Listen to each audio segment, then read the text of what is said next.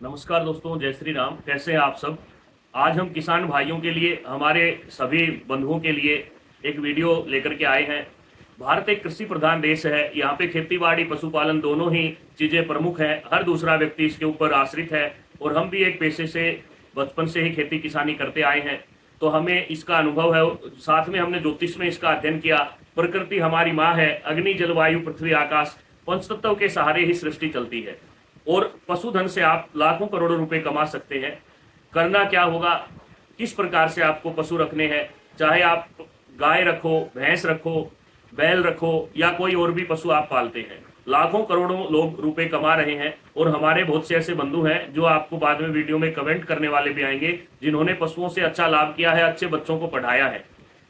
क्योंकि हम खेती बाड़ी के साथ साथ पशुओं पर भी पूरा भरोसा करते हैं और पशु भी हमारा धन है।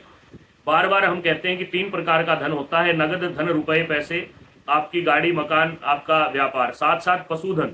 पशुधन आपका विशेष होता है, खेती बाड़ी आपका धन है, तीसरा धन घर की स्त्री होती है।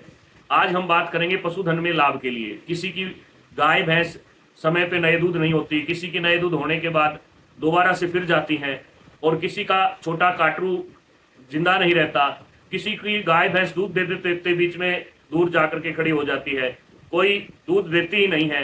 अनेक प्रकार की परेशानियां बार बार सुनने को मिलती हैं। तो आज हम देखते हैं कि कौन से ऐसे उपाय हैं, क्योंकि ज्योतिष में नवग्रहों के आधार पर बहुत से ऐसे नियम बतलाए गए हैं जिनके द्वारा हम खेती बाड़ी पशु वाहन व्यापार सबसे अलग अलग तरीके से लाभ उठा सकते हैं। हमने अभी तक जितनी वीडियो बनाई हैं उन सब के बाद अध्ययन किया कि पशुओं के बारे में भी बहुत जरूरी है, क्योंकि दिन में कम से कम 15 से 20 कॉल ऐसी आती हैं जो पशुओं के बारे में पूछते हैं। तो पशुधन में लाभ के लिए क्या करना चाहिए, कौन सा व्रत करें, कौन सा नियम करें, क्या उपाय करें, किस प्रकार से हमें पशुधन से लाभ हो। देखिए दोस्तों, आपको ध्यान रहे, कुंडली हो या पर्सनल लगन हो, अगर आपको भी अपनी कुंडली या पशुधन के बारे में आपको पूछना है तो कुंडली है तो date of birth time WhatsApp करें, कुंडली नहीं है तो आप अपना पर्सन लिख करके हमें भेजिए। हमें जब भी समय होगा हम आपको तुरंत जवाब देंगे। भगवान राम जी की कृपा से, आप सबकी कृपा से काम अधिक रहता है, तो कभी कभार आपको देरी हो सकती है जवाब मिलने में, लेकिन समय मिलते ही जवाब देंगे। अगर अभी तक आपने चैनल को सब्सक्राइब नहीं किया तो आप सब्सक्राइब कीजिए, यही आपसे प्रार्थना है। और पशुधन का कौन सा ऐसा तरीका अपनाएं जिससे हम डेयरी को या अपने घर के जो पशु हैं उनसे अच्छा लाभ प्राप्त कर सकते हैं। दोस्तों, सबसे पहले आपको ध्यान करना है, अगर आपके पशुओं में लाभ नहीं हो रहा है, पशु दूध निकालते समय अगर ऊपर की तरफ देख रहा है, आसमान की तरफ या दीवार की तरफ देख रहा है, या बार बार पीछे मुड़ के आपकी तरफ देख रहा है, और जैसे ही आप उनके थनों के हाथ लगाते हैं दूर जाके खड़ा हो जाता है, तो आपको यह समझना है कि पशु को डॉक्टरी दिक्कत के साथ साथ और भी दिक्कत है। क्योंकि जितने भी डाकनी साकनी पिशाच प्रेत हैं, वो सब जो जानवर हैं उन पे भी अटैक करते हैं और उनको आभास भी जल्दी होता है। आपके घर में अगर इस तरह की नेगेटिव ऊर्जा है तो पशुओं पर सबसे पहले अटैक करती है। तो इसलिए आपको ध्यान करना है, अगर ऐसा आपके साथ हो रहा है, दुधारू पशु के बच्चे छोटे छोटे बार बार मर जाते हैं, ये दिक्कत आती है, दूध पूरा समय नहीं देते हैं या बीच में फिर जाते हैं, नए दूध होने के बाद भी पूरा समय नहीं निकलता, उससे पहले गर्भपात हो जाता है, तो इस तरह की दिक्कत है तो निश्चय ही आपको अच्छे ज्योतिषी से मिलना चाहिए और पर्सनल लगन से आपको देख करके बताएंगे। क्योंकि चौथा और 10वां भाव पशुओं का होता है, चौपाई का होता है।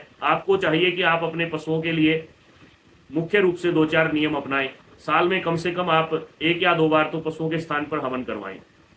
अगर आप हवन करवाने का समय नहीं दे पा रहे हैं या ऐसा संभव नहीं है तो आप वहां पर रोजाना एक गऊ के गोबर के उपले के ऊपर थोड़ा बहुत कपूर और सामग्री डाल करके धूनी दें, ऐसा आप कर सकते हैं। विशेष रूप से अगर ज्यादा लंबे समय से ऐसी दिक्कत आ रही है तो भूमि दोष हो सकता है। आपको 1.25 फीट का गड्ढा चौकोर खोदना है, उसके अंदर गाय की गोबर और मिट्टी से लीप करके उसको तैयार करना है। उसके बाद उसके अंदर योग्य पंडित जी से आपको पूर्णिमा के दिन या अग्नि का वास देख करके ग्रहमुख आहुति का विचार करके विष्णु सहस्त्र या गोपाल सहस्त्र नाम से हवन करवाना है।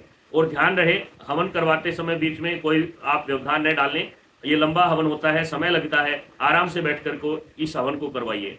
और छोटी मोटी अगर दिक्कत है तो आप 16 शनिवार के व्रत कीजिए, 16 बृहस्पतिवार के व्रत कीजिए, और अपने घर से आप एक गोला लेकर के उस गोले में गेहूं का दलिया खांड घी भर के 7 बार पशुओं के स्थान पे घूम जाए और फिर उसको चींटियों के बिल पे दबा दें। उससे भी आपको पशुधन में लाभ मिलेगा। ये छोटे छोटे उपाय आपको काफी लाभप्रद होंगे। हमारे बहुत से ऐसे जानकार हैं जिन्होंने यह प्रयोग किया है और आज वो लाखों करोड़ों के रुपए तक कमाते हैं। क्योंकि जो डेयरी रखते हैं, अनेक पशु रखते हैं, अनेक गाय रखते हैं, अनेक भैंस रखते हैं, उनका जो व्यापार है वह महीने का लाखों का व्यापार है।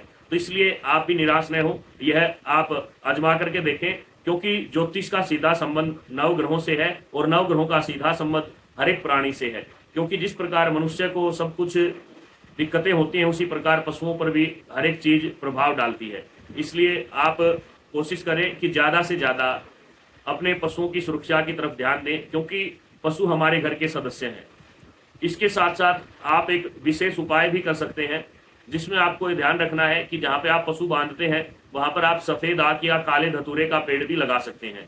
उसके लगाने से भी वहां की नकारात्मक जो चीजें हैं वह सकारात्मक प्रभाव देना शुरू कर देती हैं। उसके साथ साथ आपको वास्तु का भी ध्यान रखना है। आप देखिए आपके पशु वायव्य कोण में है या नैऋत्य कोण में है, क्योंकि पशुओं का सही में स्थान पश्चिम दिशा में है। जहां भी आप रहते हैं, पशुओं को बांधते हैं, ध्यान रखें पश्चिम की तरफ अगर आपका पशुओं का स्थान है तो अधिक लाभ मिलेगा। साथ साथ आपको उनको रोजाना बच्चे की तरह से ख्याल भी रखना है, साफ सफाई का विशेष ध्यान रखना चाहिए।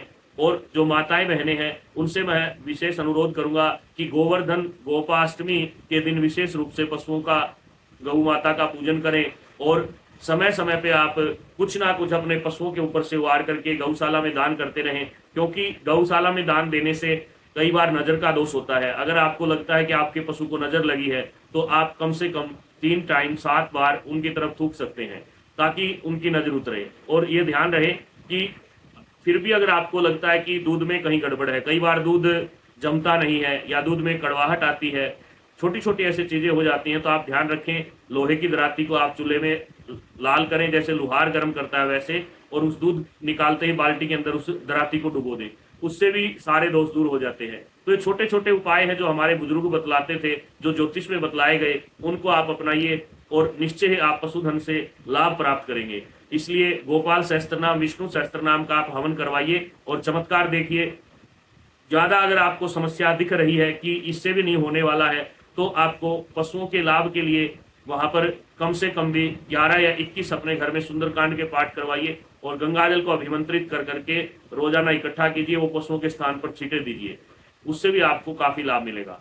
धन्यवाद। जय श्री राम। आपका दिन शुभ हो।